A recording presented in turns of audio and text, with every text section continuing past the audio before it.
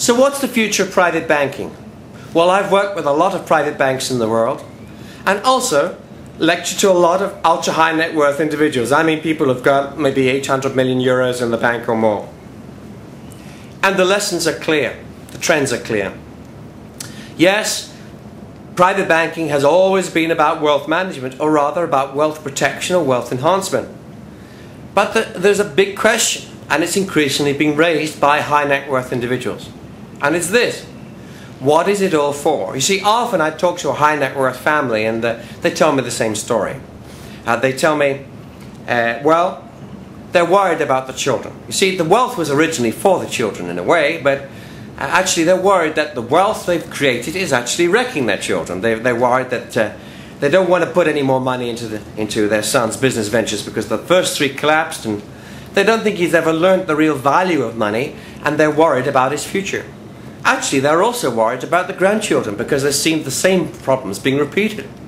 They're worried about character issues, they're worried about the kind of life choices they're making.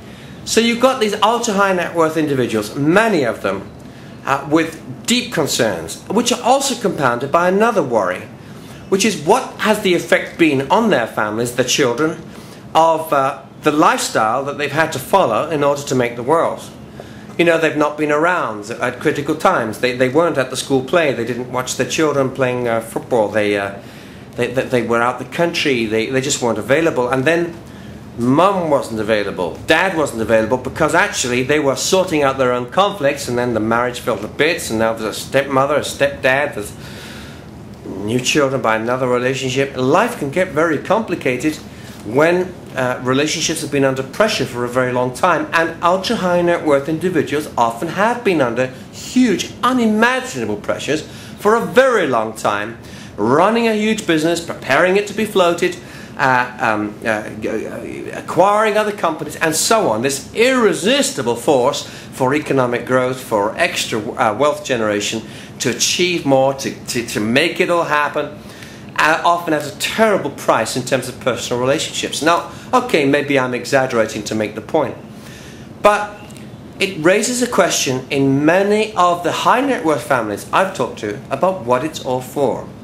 Because here's a family, and let's say there's Tom and Susan, and their private banker tells them that every year they're getting wealthier. That's true, they are, despite the fact that they bought 3 new homes and a yacht and a car, and even gambled a bit and drank some more and spent a whole load on holidays and goodness knows what. They're not managing to burn through their income as rapidly as they're making new wealth. New wealth in the company maybe that they founded, and new wealth thanks to the advisors that they've got in terms of wealth management. So, and the other problem is that many of the decisions they're making to spend money are actually creating more money, thus compounding their problems. So they spend money on another big home in an area which is up and coming. They do it up. It's already worth twice what it was when they first bought it 15 years ago, and so on. So it's a challenge. So what is it for? They get wealthier every year. They're not able to keep pace with the accumulation of their own wealth. Their private bankers are making their problems worse by making them even wealthier. They don't want to give any more, particularly to their children at the moment. They are worried about too much going down to the grandchildren. They've put some in trust. Well, the answer is philanthropy. Because what else can they spend it on? They are running out of things to spend it on for themselves. They can't spend any more on their family. They give lavish parties for their friends and whatever. It has to be on making a difference somewhere, putting something back, connecting with passions to make a difference in the world. And that's why advice on philanthropy has become a #1 growth area in private banking.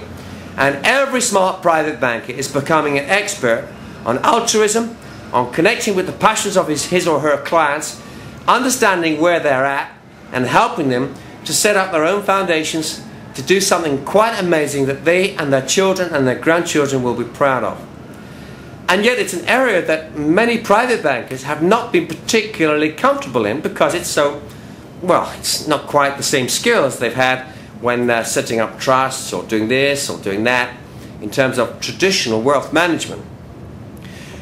And because of that, we've seen new agencies set up outside of private banking, which are competing with the territory of private bankers by offering specialist philanthropic advice for a fee, with management charges and so on.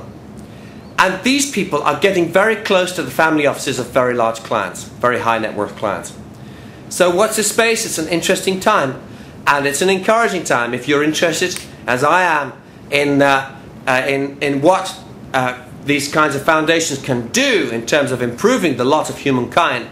Then you can expect to see a huge amount of new wealth over the next 10 to 15 years channeled into non-government organizations, into voluntary sector groups, looking to relieve poverty, sickness and distress in many parts of the world, and that has to be a good thing.